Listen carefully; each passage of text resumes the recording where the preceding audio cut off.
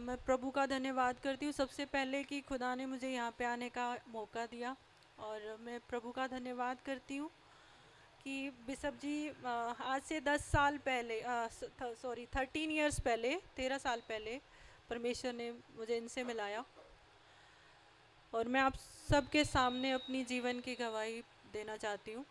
खुदा ने इतना अनुग्रह किया मुझ पे।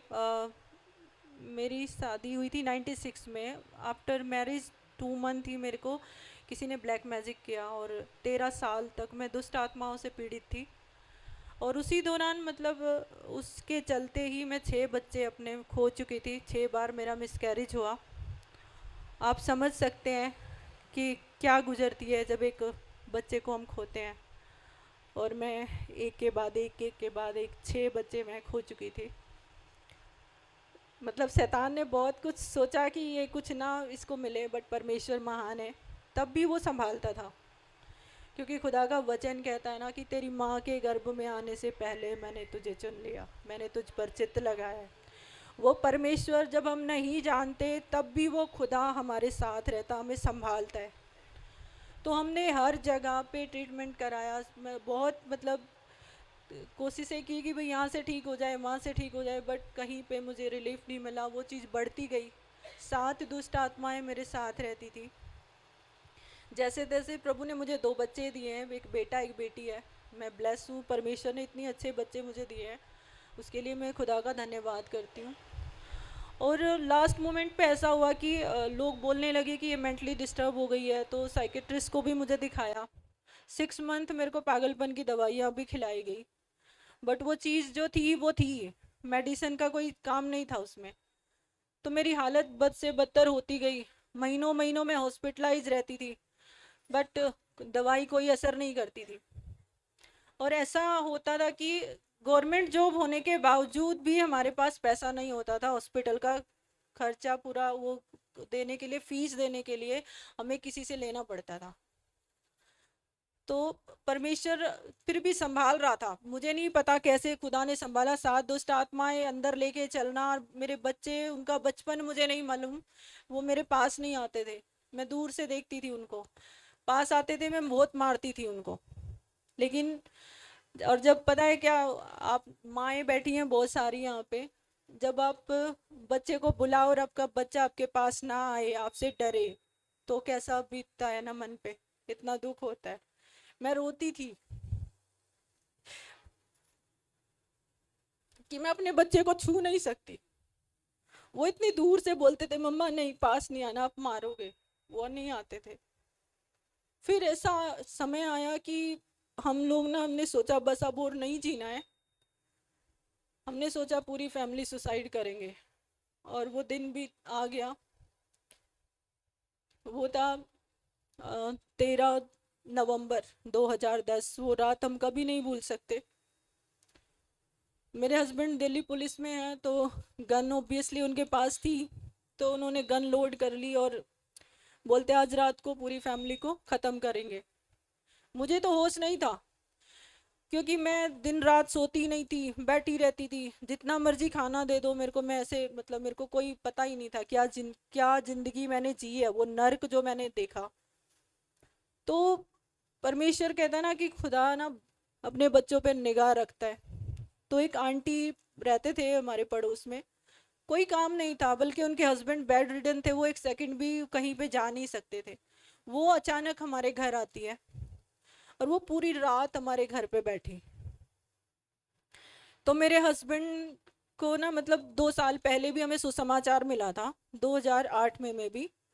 तो वही है ना, लोगों के मन में ये रहता है कि ये क्रिश्चियनों का परमेश्वर है, अंग्रेजों का परमेश्वर है, धर्म परिवर्तन हो जाएगा, ऐसा कुछ हो जाएगा। लेकिन फिर मेरे हस्बैंड ने मेरे कजन भाई को फ़ोन किया, जिसने हमें सुसमाचार दिया था कि यीशु मसीह एक परमेश्वर है, वो तुम्हें बचा सकता है। तो मेरे हस्बैंड ने तब बोला कि हम ऐसे ही ठीक है, हम नहीं जाएंगे। लेकिन तब उन्होंने फ़ोन किया कि पास्टर बोलते हैं, जो भी बोलते हैं मुझे नहीं मालूम, तू उनको लेके आ। तो उस टाइम फिर मेरे ब्रदर ने बिशप जी को बुलाया और ये मेरे घर आए। बारिश इतना हो रहा था कि उस दिन बहुत बारिश, पूरा शैतान अपना पूरा जोर लगा रहा था कि मेरे घर तक ना पहुंचे। मैं रूम में बंद कर लेती थी अपने आप को, मुझे कई कई दिन होश नहीं होता था। मेरे बच्चे भूखे रहते थे, मेरे बर्तन सिंक भरा रहता था। कैसे वो सरवाइव किया हम जानते हैं। सबने मुंह मोड़ लिया, फैमिली तक ने सबने साथ छोड़ दिया, कोई नहीं आता था हमारे घर पे। और मैं देखती थी मेरे बच्चे ना, पूजा पाठ उनको मतलब प्रार्थना करना नहीं आता था, बट वो हाथ जोड़ के बोलते थे कि गॉड मेरी मम्मा को ठीक कर दो, मेरी मम्मा को ठीक कर दो, हम कैसे रहेंगे, हमें रोटी भी नहीं मिलता है। मतलब बहुत हार्ट ब्रेक होता था, मतलब दर्द होता था कि मेरे बच्चे कैसे गिड़गिड़ा रहे हैं। लेकिन उस खुदा ने सुना और बिशप जी मेरे घर आए। और उस दिन 14 नवंबर की नाइट मेरे घर पे प्रार्थना हुई। और वो लास्ट डे था शैतान का मेरी लाइफ में। एक एक करके बिशप जी ने प्रार्थना किया और सात की सात दुष्ट आत्माएं एक ही रात में, एक ही मतलब उस प्रेयर आवर में पूरा निकल के, और मेरे को परमेश्वर ने नया जीवन दिया। आज मैं आप लोगों के सामने खड़ी हूँ।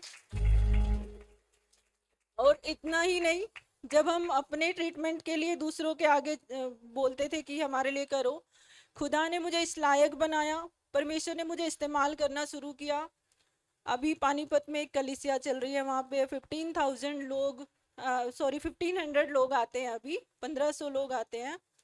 और एक गांव है, बापोली गांव है, वहाँ पे भी परमेश्वर ने मुझे लेके गया। वहाँ पे 250 लोग की कलीसिया वहाँ पे लगती है, अभी शायद बढ़ गई है। और बहुत सारी ऐसी टेस्टमनीज है, मतलब परमेश्वर ने अद्भुत रीति से मेरी लाइफ में काम किया। हम प्रार्थना में बढ़ते गए बढ़ते गए, पीछे मुड़ के नहीं देखा। उसके बाद मेरे ब्रदर है, हम 4 बहन भाई हैं, मेरे छोटे भाई ने क्या किया, फांसी लगा लिया अपने आप को। शैतान परीक्षा भी लेता है, वो बार बार कोशिश करता है कि ताकि हम पीछे हट जाएं। लेकिन मैं आपको एक ही बात बोलूंगी कि अड़े रहो और खड़े रहो और परमेश्वर तुम्हारे साथ है।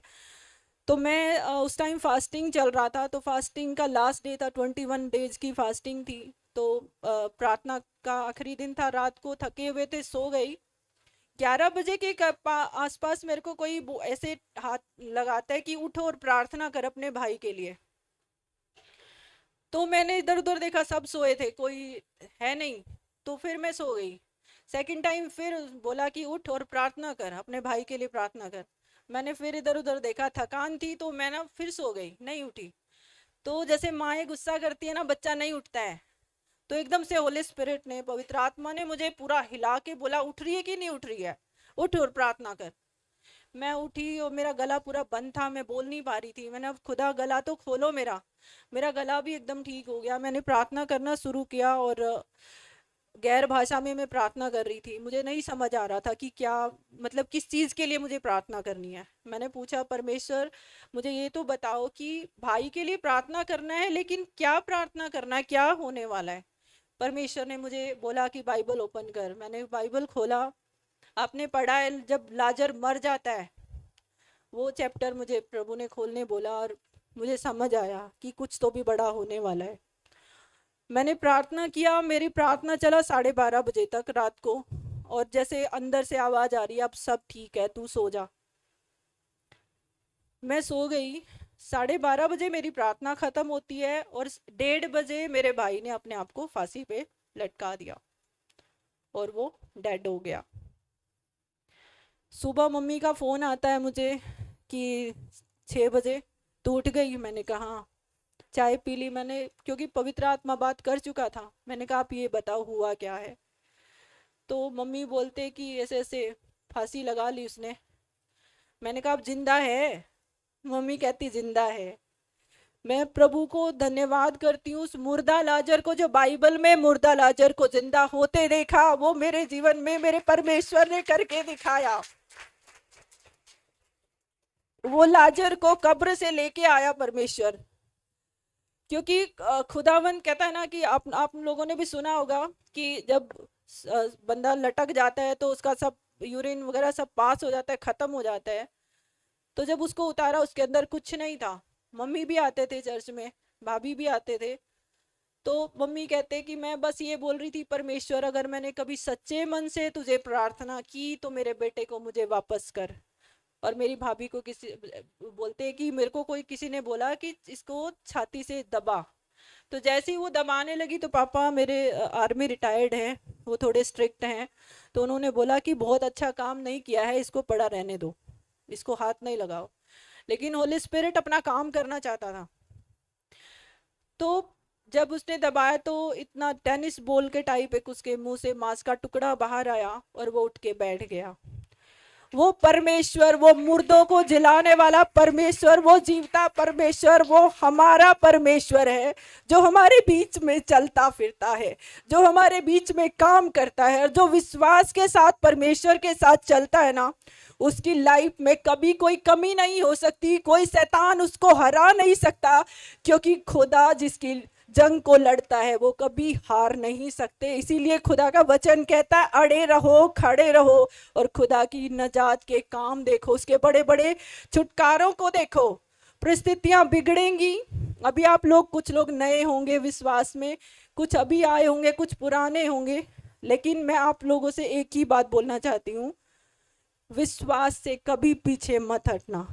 वो स्वर्ग और पृथ्वी का मालिक, वो सबको रचने वाला खुदा आपका खुदा है। उसने आपको बुलाया है, किसी इंसान ने नहीं बुलाया आपको। पीछे नहीं मुड़ना कभी, चाहे परिस्थितियां बिगड़ जाएं, कुछ भी हो जाए, लेकिन विश्वास में अड़े रहना। क्योंकि जब ऐसा होता है तो बहुत बड़ा परमेश्वर आपको ब्लेसिंग देने वाला होता है। तो उस चीज को सोच के कि जो कुछ अभी परिस्थितियां बिगड़ी हुई हैं, हालात खराब है, कुछ नजर नहीं आ रहा, रास्ता बंद है। कहते ना, समुद्र जब मूसा इजराइलियों को लेके आया, पीछे फिरौन की सेना और आगे लाल समुद्र, तो इजरायली कुड़कुड़ा रहे थे कि हे मूसा, तू क्या, हमें मिस्र में क्या हमारे लिए कब्रें ना थी, हमें वहां पे खाना तो मिलता, हमें कब्रें तो मिलती, तू यहाँ पे हमें मरने के लिए लेके आया। लेकिन जब मूसा ने लाठी दिखाई, लाल समुद्र क्या हो गया, दो भाग हो गया। तो वो सूखे मार्गों से लेकर चलने वाला परमेश्वर है, वो जिंदा परमेश्वर है, जो जिसकी हम आराधना करते हैं, जिसके लिए हम इकट्ठा होते हैं। और अपने आप को तुच्छ ना जाने, क्योंकि परमेश्वर, हम परमेश्वर के बेटे और बेटियां हैं। उस खुदा ने हमें बुलाया है, वो राजा है। तो राजा के बच्चे क्या हैं, बोल सकते हैं आप? राजकुमारी और राजकुमार, एक प्रिंस की तरह, एक प्रिंसेस की तरह सर को उठा के चलना है और शर्माना नहीं है कि मैं मसीह को मानती हूं, मैं या मैं मसीह को मानता हूं। जब आप लोगों के सामने खुदा को अंगीकार करते हैं ना, परमेश्वर स्वर्ग में आनंद मनाता है और वो हमारे लिए ब्लेसिंग के द्वारों को ओपन करता है।